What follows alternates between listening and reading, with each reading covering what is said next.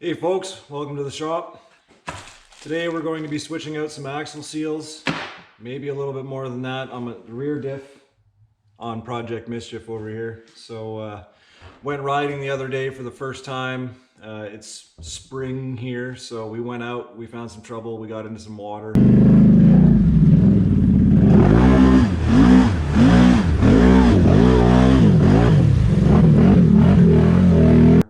And apparently the water got into my diff. Now, I knew that was coming. My day is today, I always say it. Everyone's gonna have a day with these machines. You wanna go out and have fun, you gotta pay to play. So we're gonna go check out the damage, drain some fluids. I've already got it draining out right now and it's not the ideal color. So it may end up being more than that. I may actually pull the diff out complete and change everything and actually do it fresh. So there's sort of an improper, proper way of doing it. We're gonna see which one we're gonna do. Mostly because I have a ride coming up in 2 days and I'd like to be out there. And I can kind of get away with it just for the fact that what we're doing is more of a club tourism get together kind of thing. So there isn't gonna be anything too crazy there, I don't suspect. So I might just do a temporary scenario, inspect for future pulls and just get out for that ride and then do it later. So it's sort of like a half procrastinating thing. We're gonna find out. But I'd like to take my own machine to that and we'll get to it.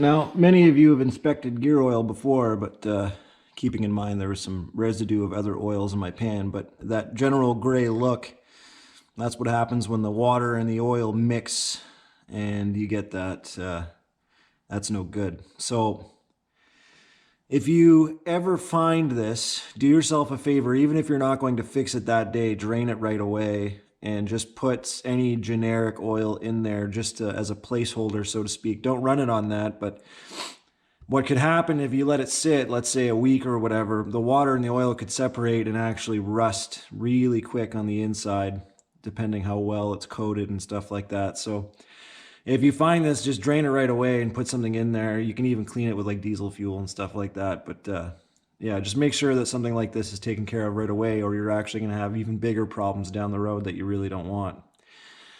So another little fun tip is the drain on the rear diff, for at the very least the XMR, but typically quite a few models use this diff.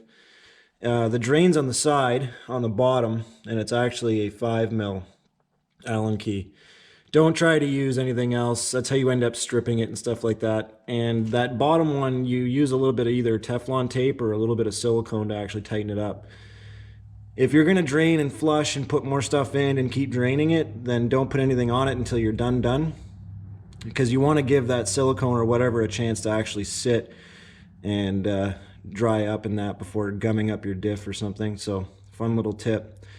There is a hole on the bottom of your plate that it'll drain out of, but the drain is actually on the side of the diff there. A little bit lower than your inspection hole on the same side. And when you go to fill it back up, obviously you just fill it to the inspection hole. So that's all good. So that axle there is the one that actually has a seal leak. And what typically happens is there's a lot of ways your seals can start to actually fail. One of them is typically wear. But before that happens, if you ride these things pretty hard, the little lips in the seal that actually keep everything clean and stuff can actually get grit in it, and then it starts wearing out the seal and starts leaking. That's another pretty standard way, but if you, let's say, ride down the trail and you get this thing burning hot and then jump right into water, it cools off rapidly. And what that can do is actually, you can have a good seal, but it'll allow water in. Because of the way temperatures work with these seals, it's very minute and most of these seals can handle it, but in extreme scenarios it can actually cause it to shrink and allow water in, and then you get this mixed up mess. So you can still have, you know, brand new, I could redo this whole thing and I could still have it happen. You just got to keep that stuff in mind when you're going to go play in water and stuff. So what's probably going to happen today, at the very least, what I could do is actually just put some oil in it, the recommended oil, and just run it for my road ride. And I would probably be fine for that road ride. I'd have to keep an eye on it, but right now that seal is either leaking because all that water that came in just made it expand too much and it just came out the seal, the weakest link. But I do have to consider my pinion seal too. That's typically where water is drawn in, just due to the angle of that shaft over there and the hot and cold. So we're gonna dig into it. I'm most likely gonna find another way to do the ride and tear this down and do it properly, just because one and done is typically where I like to be. But like I tell all you guys, XMRs are great bikes when they're working. If you want to learn some mechanical skills, buy one.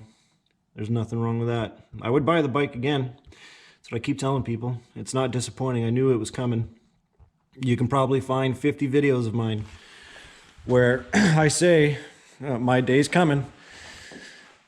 Today is one of those days, and I'm glad that I check the bike as often as possible, because I caught it in time where nothing was too serious yet. But now that I've said that, a couple videos from now, you're going to see me rebuilding it complete. But it is what it is, folks. We're going to get in there and start tearing it down. So, pretty simple stuff. Got the tires off. If you're here to do diff seals, I'm sure you can do that much. So I got all that off, took some cotter pins out for the castle nut. I'm going to rip that out of there. That's 27 mil. Took me a couple shots to figure that out. I'm losing my touch. But this guy here, this diff's axle seal here is the one that's leaking. So what I got to do is basically remove the shocks, remove the sway bar. There's one bolt, one really long bolt that actually holds both your A-arms in. So you undo that, and then you can sort of jig one axle out at a time. We'll get that done, see how that works. I haven't actually tore this end of the bike apart just yet, but by the end of this I'll know what I'm talking about. And we'll see what we're gonna do about this. Ideally, I just want to do the axles seals today. Put some new fluid in it, flush it, take it for a ride, dump it again, put some new fluid in it, and go for my run. We'll see how that pans out, and you'll see on the next video how wrong I was, and we'll do that. So I got the sway bar link here off the bar, got the shock tower out of there, and the hub end and everything's off. You only have one brake to worry about. So this is one thing you're gonna have to consider when you actually get to pulling out the trailing arms. But all we have to do is take out this one bolt now, and theoretically, from what I can see, both of these trailing arms will be separated and either come off your axles or take your axles out with it. So fairly simple. You good, Bailey? You sneezing? But yeah, and then we should be able to see the seals and the condition. From what I can see of the pinion seal, it's all right. So I may leave that one as is for now, but honestly, where we're at now, it wouldn't be very hard to pull the diff out after that. But we're gonna take a look at it anyway. But I think we just got to pull this guy out here and we're good to go. So we got both trailing arms out there. I had to run the air for it. All it is a gigantic threaded rod essentially that's holding both of your trailing arms up. It was 24 mil, and we rattle gunned that off. So when that bolt slides through one direction, your trailing arm here will actually come out. And the way I did it, you don't actually have to pull off the hub if need be, but I actually want to get in there and at least apply some grease to it. Once I pulled this whole arm off, that axle was all that was remaining, and I compressed it and then gave it a tug and it came right out. And that's the seal there on this side that was leaking. So we're going to try and change these two and flush it out. This side, we had the brake line here, and it's actually riveted onto your trailing arm. So this guy here, you just want to feed as much brake line through it as you can to give yourself some space. And it kind of came out differently because this side is right against the prop shaft. So what you want to do is you kind of knock the end of the hub here, and the axle came out that way, and all that was left was the axle. So we pulled that out, and everything was good that way. I'm sure there's going to be a trick or two on the way in, but so far so good. and I have lots of access. You can see all the milky garbage in there, but so far I don't see too much damage. These little lips on the inside that ride on the axle shaft is what is failing for me. So I'm gonna have to see if we can pull those seals out, smash the other two in, and then start flushing it and rebuilding it. So we got the seals out. They were a lot easier than we thought. And so here's your seal. It's a typical pressure seal with like a backing and your actual reinforcement on the lip side. So these are pretty standard. And this is what typically fails, is there's a little lip that rides your axle. A little bit of crud and dirt gets in there, wears it to crap, starts letting stuff in, and then you have water emulsion in your diff. So partner had a good idea. I call these injector bars because that's typically what I use them for in diesel work, but just your heel bar, you get in there on one side, pull them out. You're not saving these seals, so don't bother reusing them. Just be careful to make sure to actually get behind the seal and not actually into your bearing or anything like that. On the inside, not a perfect practice, but we did use a little bit of brake clean and flush that out a little bit. What I suggest afterwards is on your axles and on this is to put some clean fresh oil on there. Make sure your seat doesn't have any gouges or whatever and it's cleaned up too. And then slam your seals back in. Judging by how easy they came out, we should be able to put the new seals in. And I have a bit of a seal driver here. Not perfect size, but this is more than enough. Because if you start gouging this on the way in, if you're not careful or have never done this before, you can screw up your seal pretty easy. You can do it with like a brass punch, just be very careful to actually walk it in straight.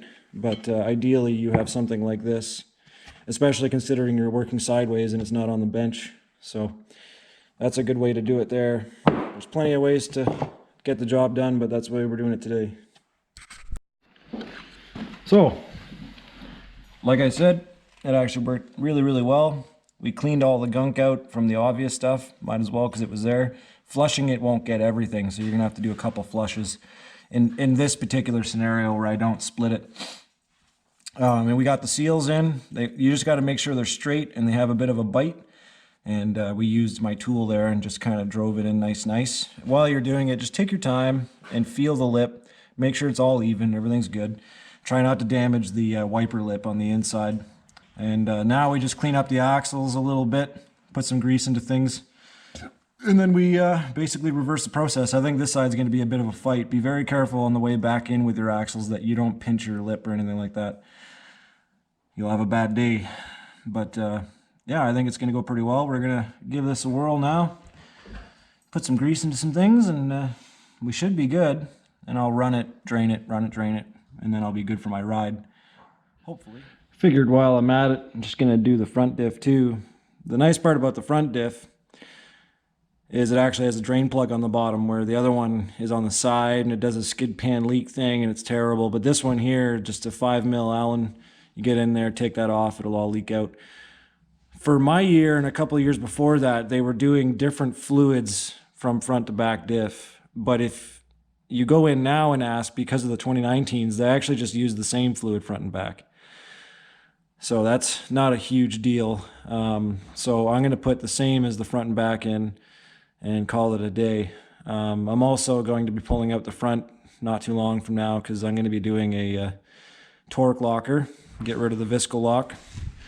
But as far as the back goes, I know it's pretty well complete, but it's really simple.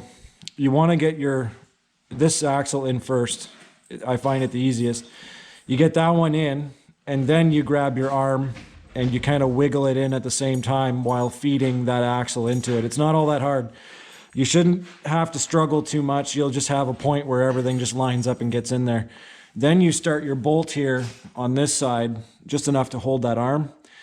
And when you get to the other side, what happens is, on this side, you start putting your axle in, and if it goes in, great. But if you're having a really hard time getting that axle in, just spin the diff a little bit. Put the bike in neutral, just spin the diff, try again.